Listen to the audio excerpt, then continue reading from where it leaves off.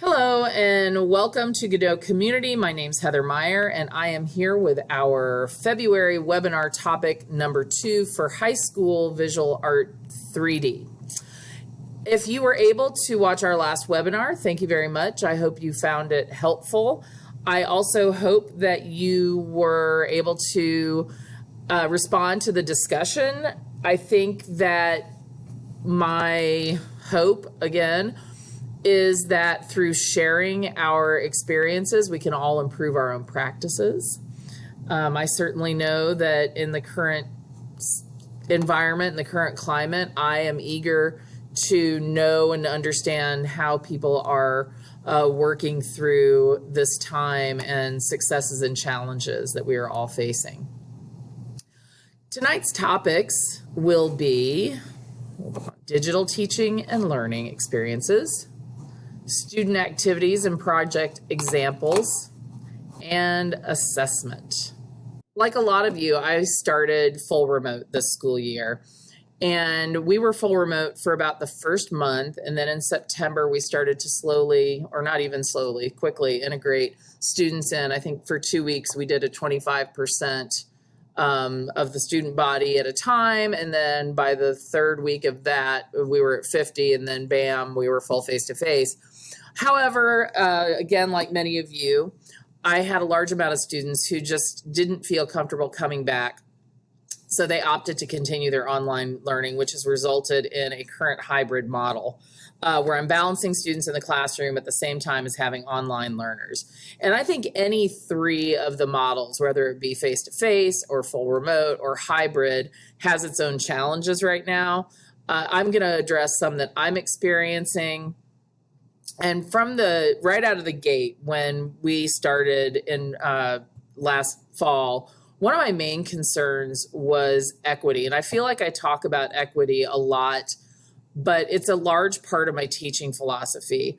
I felt that it was really important to make sure that, and I feel like it's important to make sure that whenever possible, students who opted to continue remote learning didn't feel that they were at any kind of disadvantage with tools, materials, assessments, or even my time.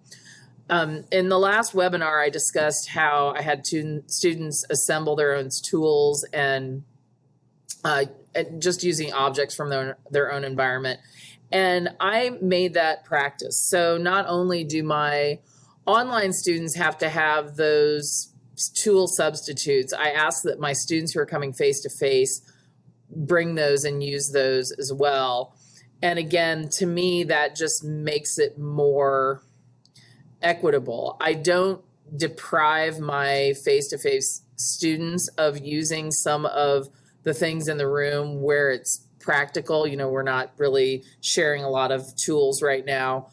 So they did need to have those to fall back on as well. As far as assessments, I'm trying to look at the work that's being produced from my online students, I guess a little less critically. I'm looking more for the successes that they're having instead of looking maybe for what they did incorrectly.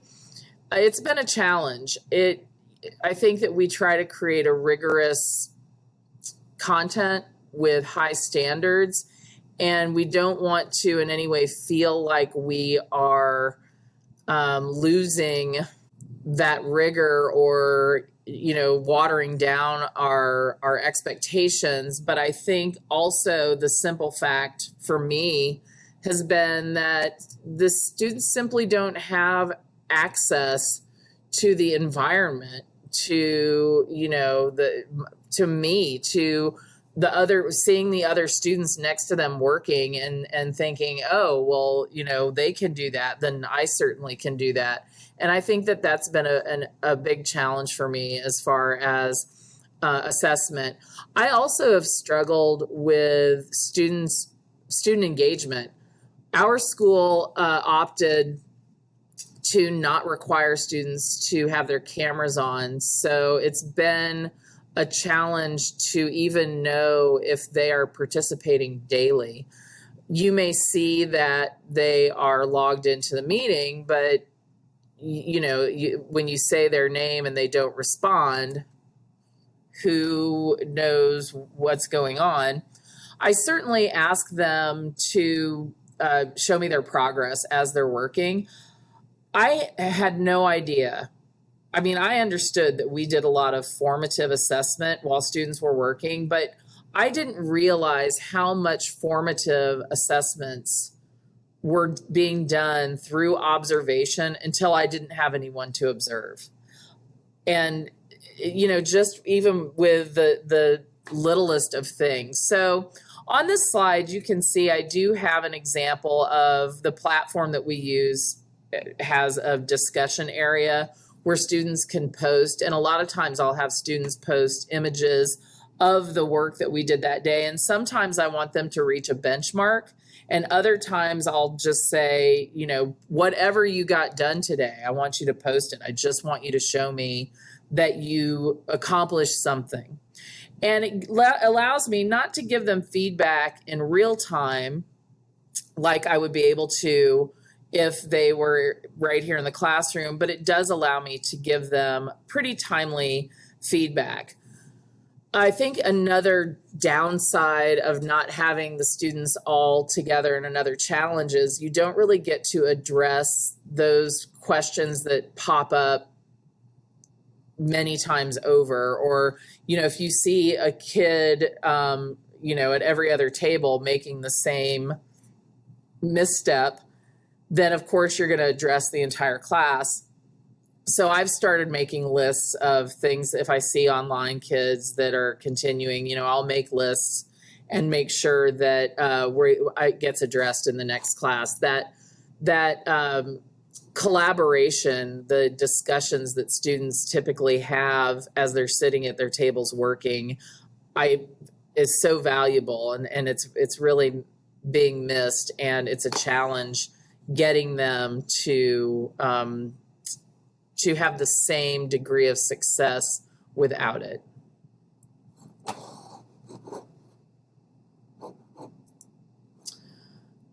Another area that I'm finding a challenge is simply having students feel like they're part of a community. Again, that student engagement piece. Again, this could be anything from getting a response when they're called on, or even, when I call on them as a class or even as an individual. Again, sometimes it looks like they're on the meeting, but they don't respond. So I found that doing some little kind of icebreaker activities throughout the year, I'm still calling them icebreaker activities, but just types of activities that maybe aren't even content specific. So there's a screenshot of one that I had after we came back from winter break. So just simply an opening to kind of get them warmed up, let them know that I'm concerned about how they're doing outside of the class.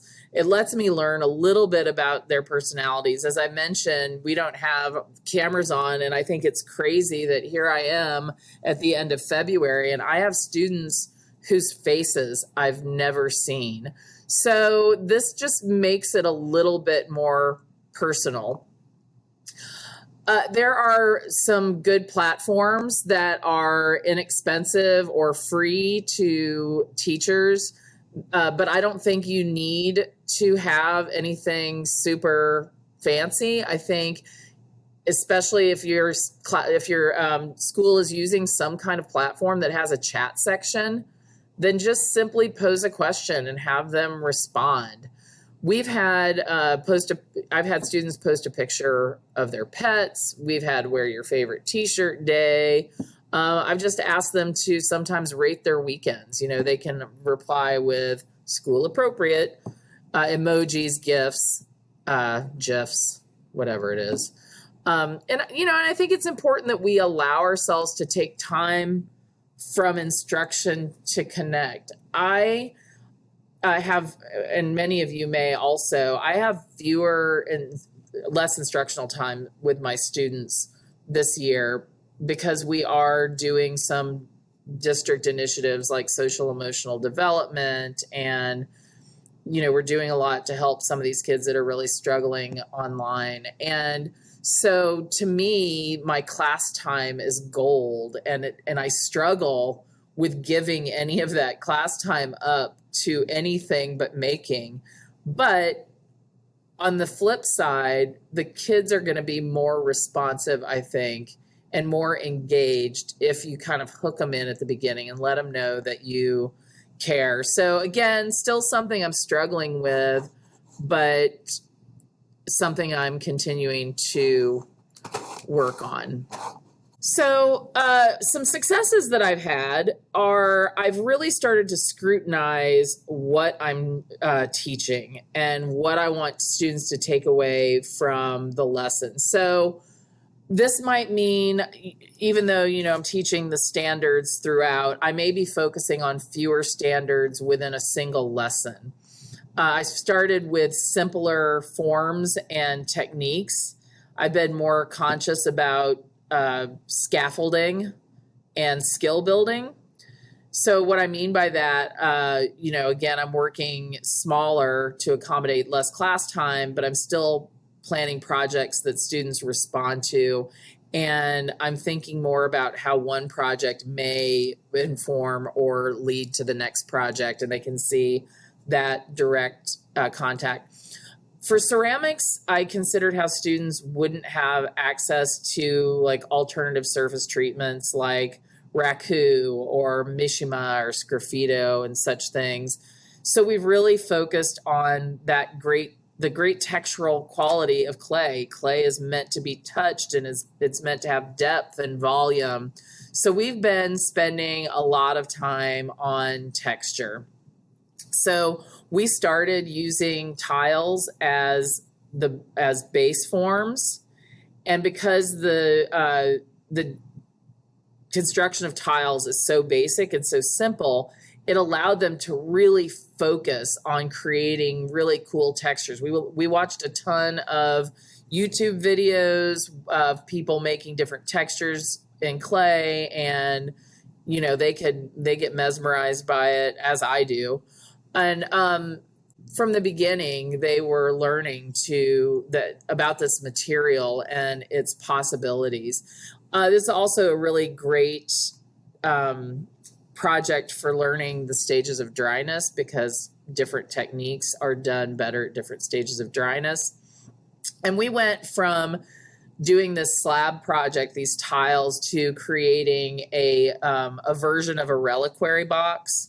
So they're taking the same construction technique, but now they're scoring and slipping these pieces together and making a more voluminous form. So they utilize these skills that they learned from the tile project and applied them in a different way. With both projects, students were able to work within a theme and create a narrative. And I think in the past, I was thinking more broadly about how the skills from one unit were linked to the next, but now I'm thinking more specifically and trying to plan in a way where I'm making more references to these previous skills. Another thing that I've been doing is I have been chunking assignments. So in normal times, I would set the expectation for the assignment with the understanding that students were meeting the benchmarks along the way. Obviously, students were closely monitored and given feedback, and you were doing all that great formative assessments throughout. But that's not happening so much right now. So I am basically teaching a class at a time. And what I mean by that is, this is what we're doing today. We are rolling this slab and we are building up 3 coils. And then the following class, we are building up 3 more coils. And to say it like that, it sounds boring. However, it gives students these achievable tasks that are set within this amount of time that they can get them done. So they are given the big picture. They still know what they are working toward from the very beginning, but now each step is more structured. I'm still giving them an informational PowerPoint in the beginning where we're learning about technique and artworks and artists, and they're looking at examples that show a range of successes, if that's possible. They're forming the criteria. They are deciding when this project is done, this is what it needs to look like to be successful. I have them do research still.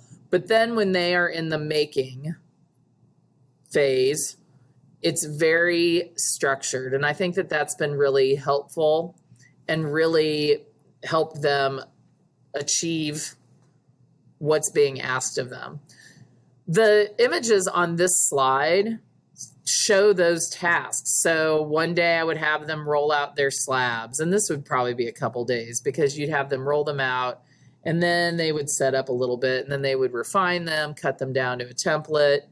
Then, you'd have them finish a large portion of the construction. Then you would have them finish the construction and maybe do something like attach a foot.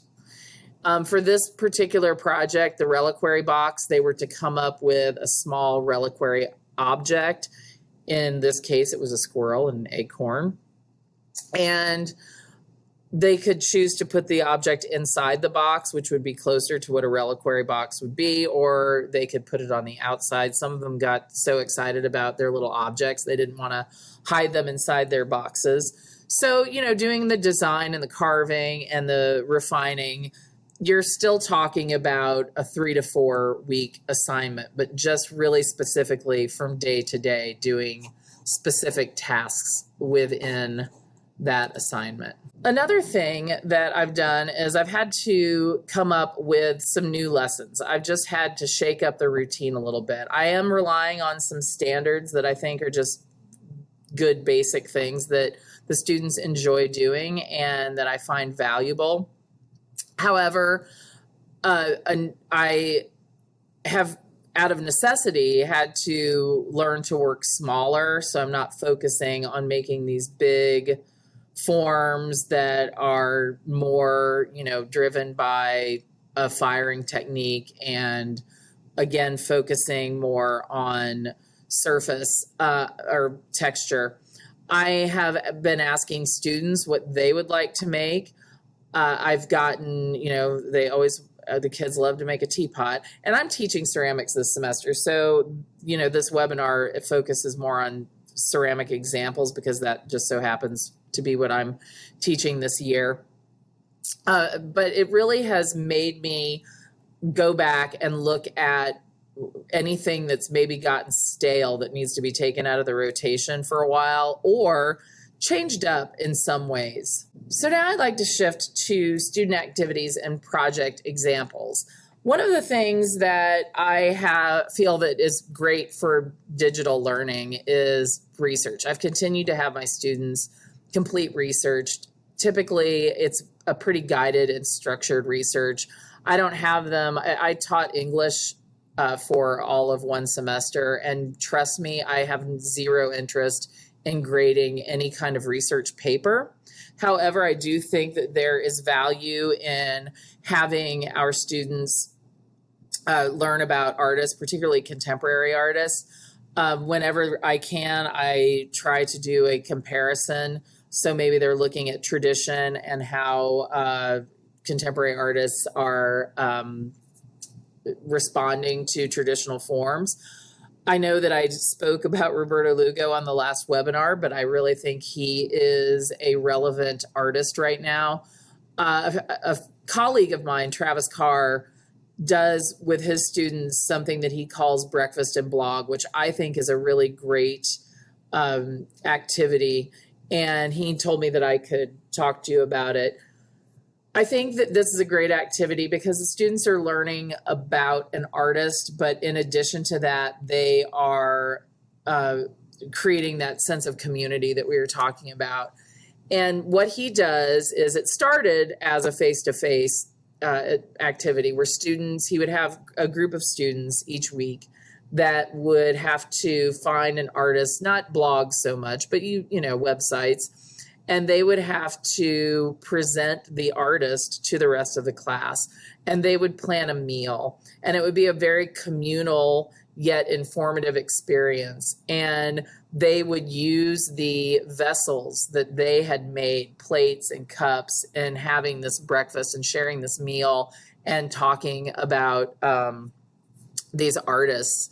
And he and I were talking and about how this could be done still in a virtual setting if, have the kids at home get their favorite snack and, sit around. And there's something about discussing something around a meal that I think makes it a little bit more relaxed and not a stuffy art research assignment, but definitely a nice activity that gets students a little bit more excited about something that could be otherwise a little bit dry. Another activity that I did with students, and this was last spring, so this was shortly after the shutdown, was I was inspired by this ceramic competition show out of Britain, and one of their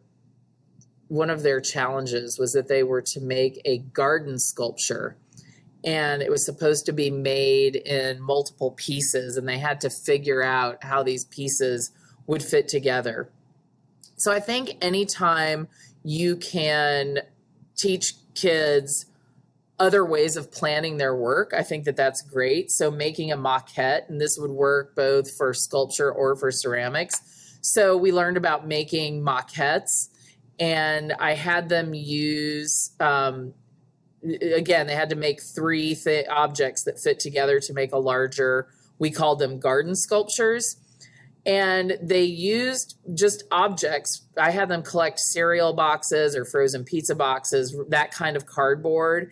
And then they had to make each of their forms and show me how those forms fit together.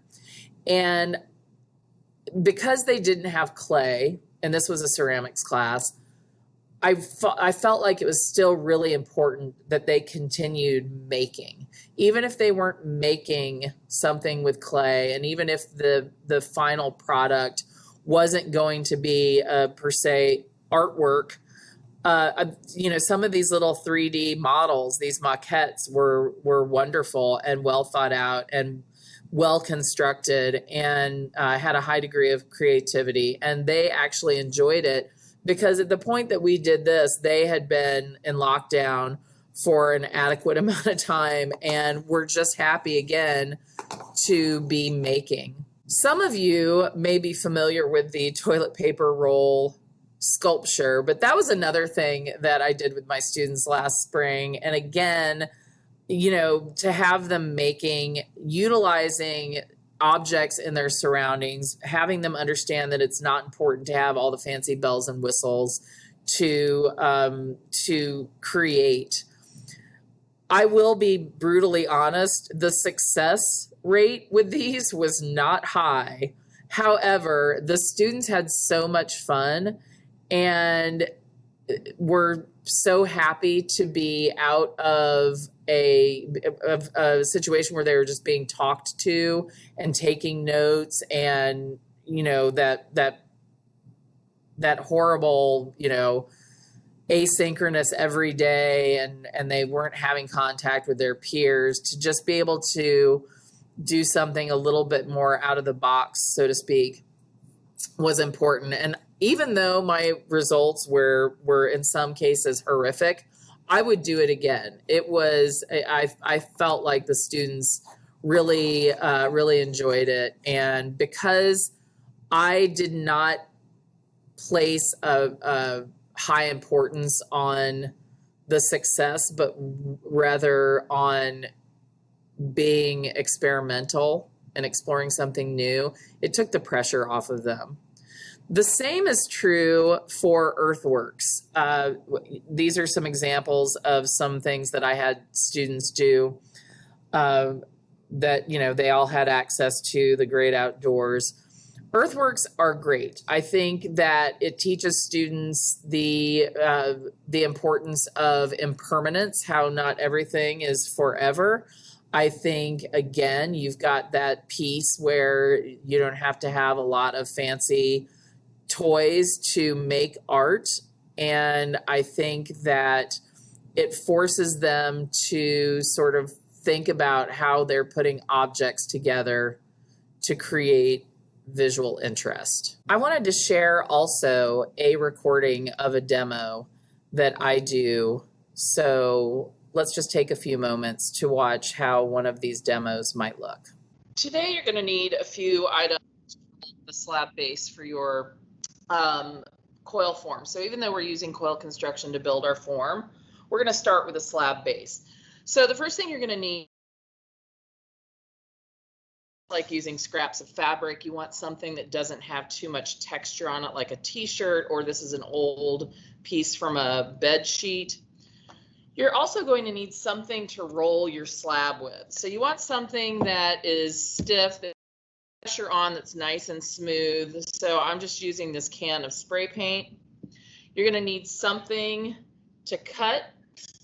So I just have an old butter knife. You're going to need something to use to roll against, and this will make sense in just a moment. I'm just going to use a couple of wooden pencils because they're about 1/4 inch thick, and that's how thick we want our base to be. You're going to need a little bit of clay, and then you're also going to need something to use as a template that's it needs to be circular, and it should be about 3 inches wide. So I'm just using an old can. So the first thing you want to do is you want to get a little piece of clay. It does not have to be very big.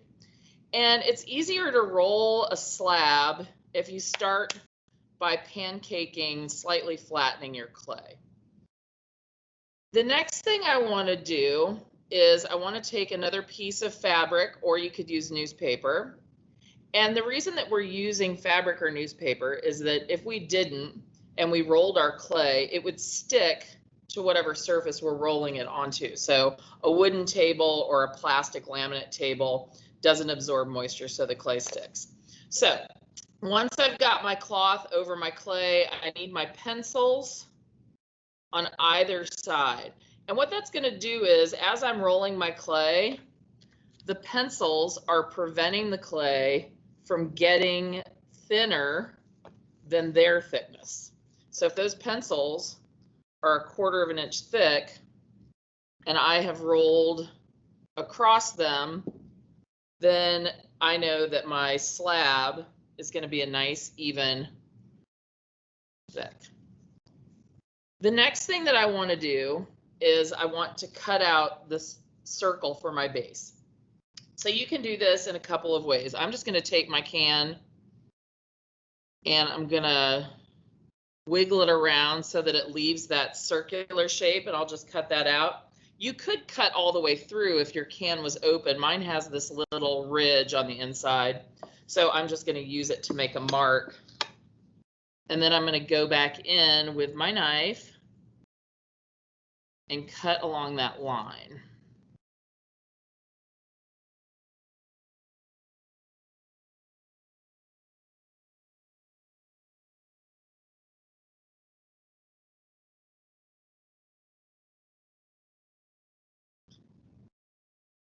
So now I have a nice round base. The next thing that we're going to do is we're going to roll our first coil and attach it to that base. So I'm going to set my base aside. I don't need my pencils or my cans anymore. I still want to work on a non-absorbent surface. So I've got a piece of clay. This is way more than what I need for my first coil, but that's okay because I can reuse it. And I start making my coils by squeezing the clay into a coil because I don't need to start with a ball of clay.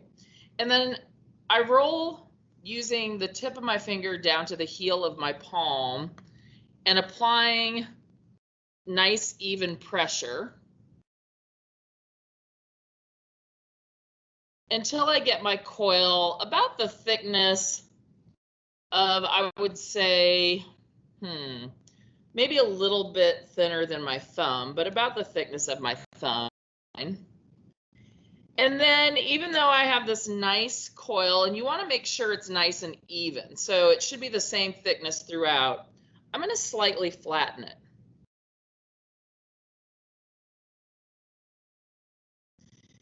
And you want to flatten so that it's still about 1/4 of an inch thick. So if I look at this coil and I look at the thickness of my base, they're about the same. You don't want to go thinner than that. You could go a little bit thicker, but about 1/4 of an inch is a good thickness.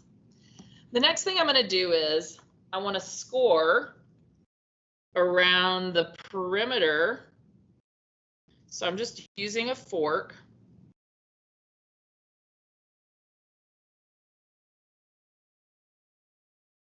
And then I also need to score the edge of my first coil.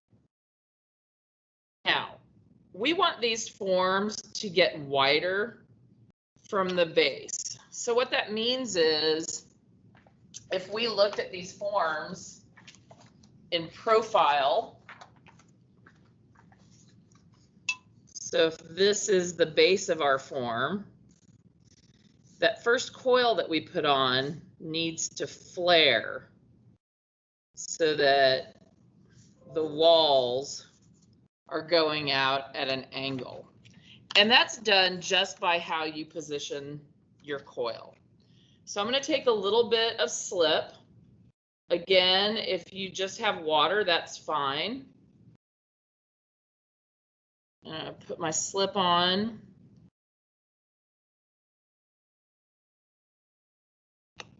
And then I'm going to put slip on my coil as well.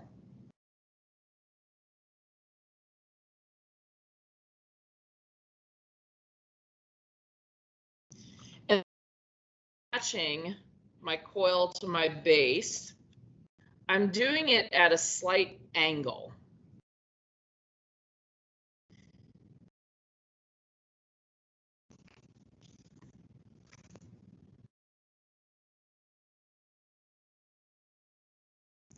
So you can see, if you look at this in profile, my wall goes up to a slight angle. The next thing I'm going to do is I'm going to smooth together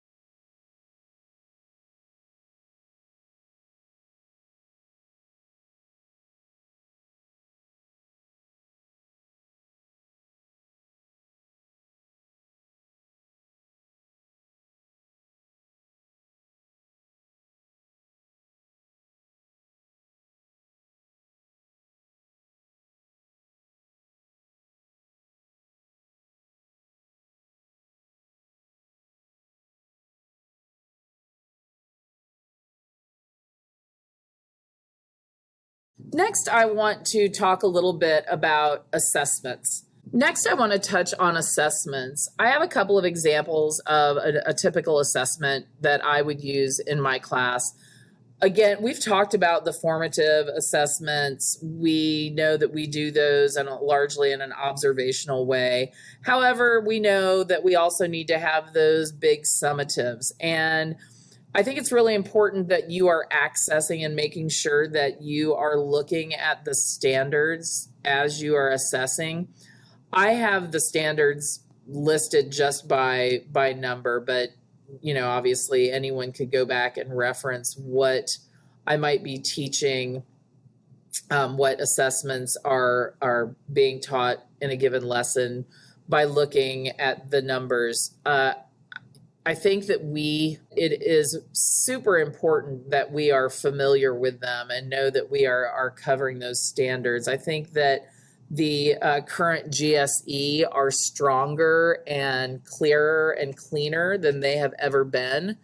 And so I think that they were structured in a way that allows for a lot of flexibility for different teaching scenarios, for a lot of different situations. We all are teaching in greatly varied situations right now. So I know that the standards allow for that.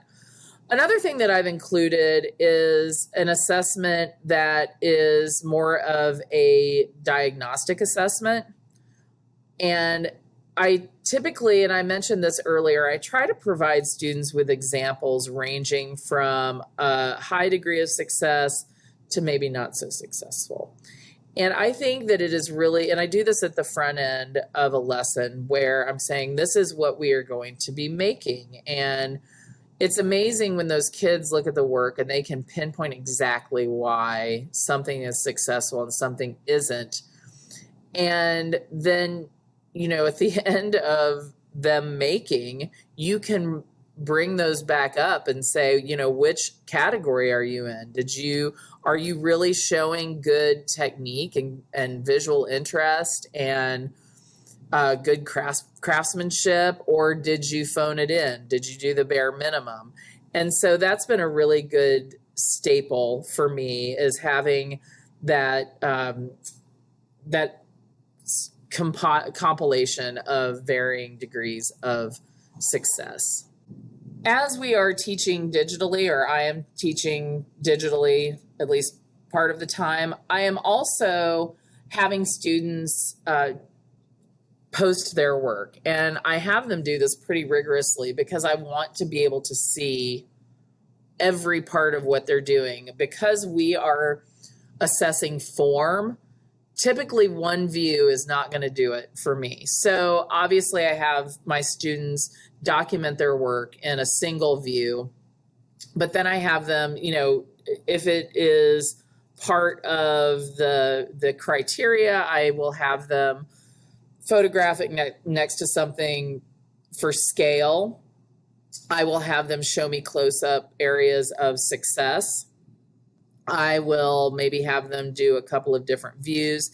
And then I always have a reflection piece with it. And a lot of times the reflection, although I think it's really important and key for students to understand their own process, it gives me some insight into, if I see that maybe they didn't do something very well, they can explain to me why or what they struggled with and what they tried to do to overcome that. And that goes a long way. If they're putting in that effort, again, especially these kids who are remote and don't have that readily available one-on-one time, and I see that they really were troubleshooting, that risk-taking is a big factor.